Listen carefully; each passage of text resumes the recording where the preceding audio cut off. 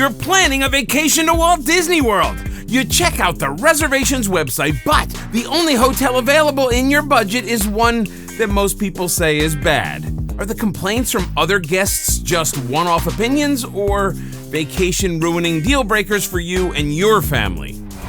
Hey everybody, it's Chris for AllEars TV and AllEars.net. Today we're talking about the #1 worst Walt Disney World hotels in each price category. We went straight to the experts once again and pulled this list directly from reviews posted on AllEars.net by viewers exactly like you.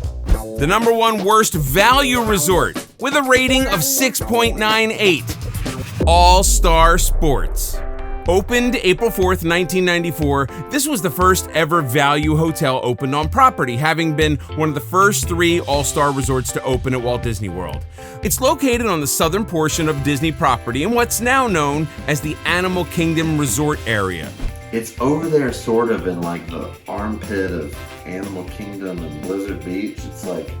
It's like almost in Celebration, like middle of nowhere. Jared isn't exaggerating. In fact, it's the only section of Walt Disney World property that is located in Osceola County as opposed to the rest of the property, which falls inside of Orange County. Like with all Disney value resorts, the design aesthetic relies on giant, oversized novelty items. The 5 areas of this resort are Touchdown, which is, yes, football themed, and features large helmets and footballs. Center Court, the tennis themed area, where you'll find 4-story rackets and jumbo cans of tennis balls. Home Run Hotel with a baseball theme featuring giant bats, balls, scoreboards, and cups of Coke. Surf's Up, featuring huge surfboards and lifeguard stands themed after the sport of surfing. And finally, the Hoops Hotel brings us to the basketball court and features enormous whistles and megaphones. To find out why you voted this the worst value hotel, let's check out a review from AllEars.net. Melanie M. said, "Never again. Was terrible.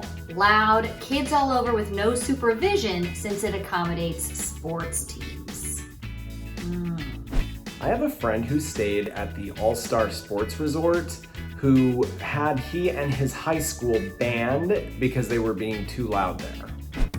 Wow, this place is wild on a normal day. What'd you do to get banned? This does explain why people had such a bad experience at this hotel. It's a popular resort for sports teams and school groups.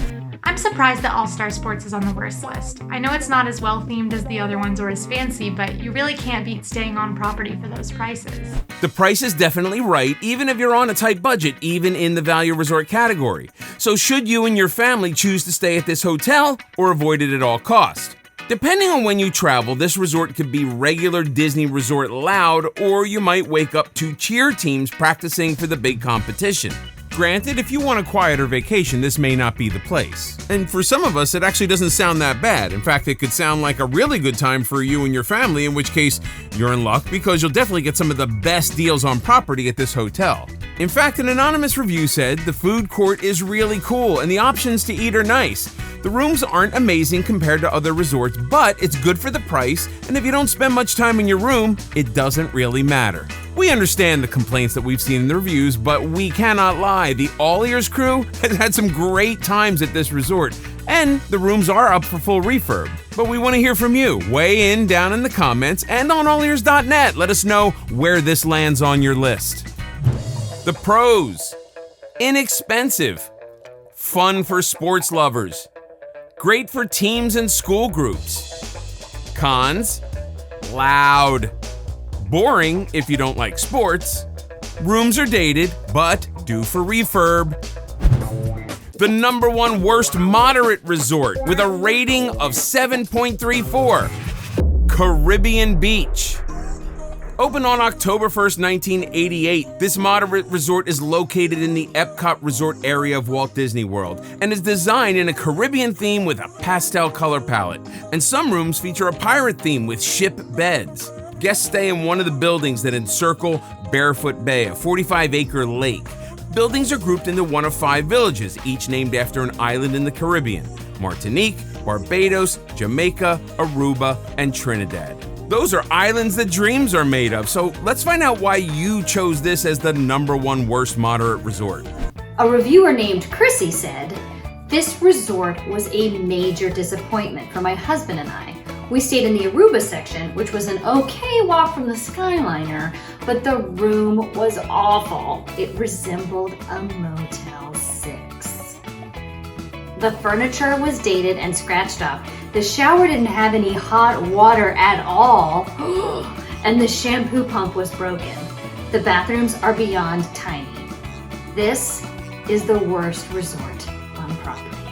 Caribbean Beach is not an easy hotel to enjoy staying at, but they have made some improvements to the food and the buildings, and they have the Skyliner now, so it's on the up. Disney's new Skyliner system recently made this resort more desirable by providing an alternative to the bus system that used to make this monster of a resort kind of a nightmare to get around.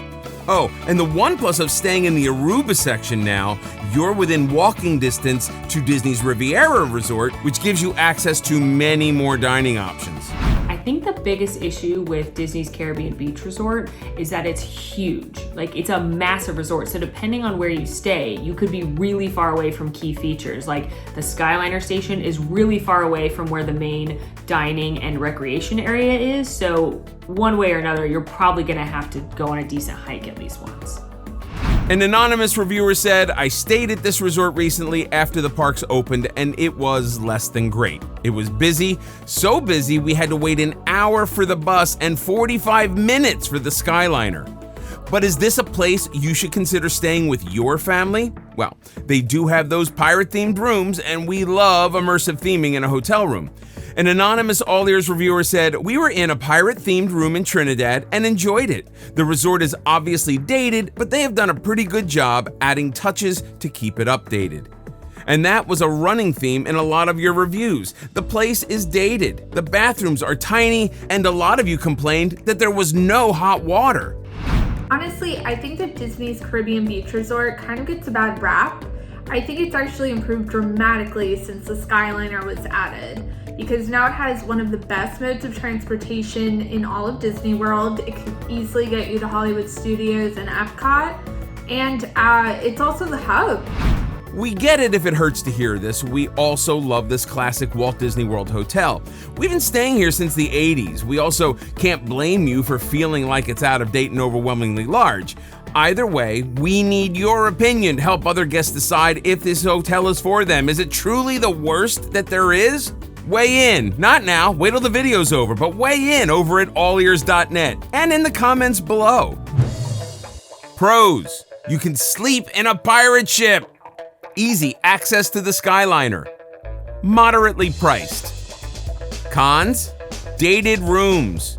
Small bathrooms with unreliable hot water. Huge resort that requires lots of walking. And the number one worst deluxe resort with an AllEars reviewer rating of 8.09. Riviera. Oh no! This place is brand new. It opened on December 16, 2019 and is themed after Walt Disney's trip to Europe and his love of the French and Italian Riviera. A collection of his personal travel photos are incorporated into the resort's decor. Part of the Disney Vacation Club, the Riviera Resort offers guests multiple room styles ranging from tower or deluxe studios to 1, 2, and 3 bedroom villas, and is the first entirely new Disney Vacation Club resort built since Aulani Resort in Hawaii. But why did you choose this as the worst deluxe resort? Let's check in with an AllEars review. An anonymous reviewer said, amazing hotel, but the hallway and room is basically a Hampton Inn. In fact, it was hard to find a scathing review of this hotel, and it seems like its lackluster reviews stem from the fact that beyond the lobby, the Riviera Resort lacks a lot of theming, and the rooms themselves feel, pretty generic, which is not what you want when you're paying top dollar for a Disney hotel. Another anonymous reviewer said, it honestly didn't wow me too much. I loved my stay at Disney's Riviera Resort. I thought the resort was gorgeous. The food in particular was phenomenal. But it definitely lends itself, it caters to an adult crowd who doesn't want over-the-top theming, who doesn't want a lot of Disney in your face. So I don't think it's the best resort if you're going with kids, but if you're an adult couple or looking for a little bit something more laid back and less Disney, I think it's a good pick. But is this a hotel somewhere you and your family should make it a point to stay? Well, if you're a fan of trying out the newest places, you have more subdued taste when it comes to your living quarters, prefer a more quiet, adult-friendly atmosphere, and love the convenience of a Skyliner station right in your hotel, this could be your dream resort. On the other hand, this place is very expensive, and its lack of theming could make you forget where you are, in a bad way. If you suddenly feel like you've been magically transported to an airport hotel in Newark.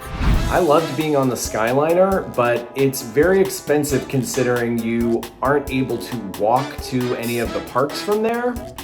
An anonymous reviewer said, "We were lucky enough to stay here on opening day for 5 nights. It was truly a magical experience, and this is my favorite deluxe resort." We know it's hard to hear the criticism, especially since Disney has gone through some very difficult times recently. Since this resort is relatively new, not too many people have stayed there yet. If you have and you disagree with the low rating, please head to AllEars.net to weigh in. The pros: beautiful and new. It's a Skyliner resort. Great retreat for adults and foodies. The cons: generic decor. Studio rooms are relatively small. Expensive. The fact is, none of these hotels rated so low we would warn you against staying there. Each of these 3 truly could be your family's dream resort. Did any of these picks surprise you? Or was this list pretty obvious based on your experiences or what you've heard from other people? Either way, we need your opinions to make these lists increasingly accurate. Join your fellow viewers. Head over to the review section of AllEars.net. There, you can leave a review for all of your favorite and least favorite rides, restaurants, hotels, who knows? Your review could make it into a future episode. And that's the 3 worst hotels in Walt Disney World according to our viewers. If you like this video, please go ahead and click that thumbs up. Be sure to stay tuned to AllEars TV and AllEars.net for more Disney news. Follow us on Instagram at AllEars.net. New to the channel? Check out our other AllEars videos right here, and please subscribe to AllEars.net. Be sure to clang the little notification bell and you'll immediately get notified when we post a new video. This is Chris for AllEars TV. See you next time.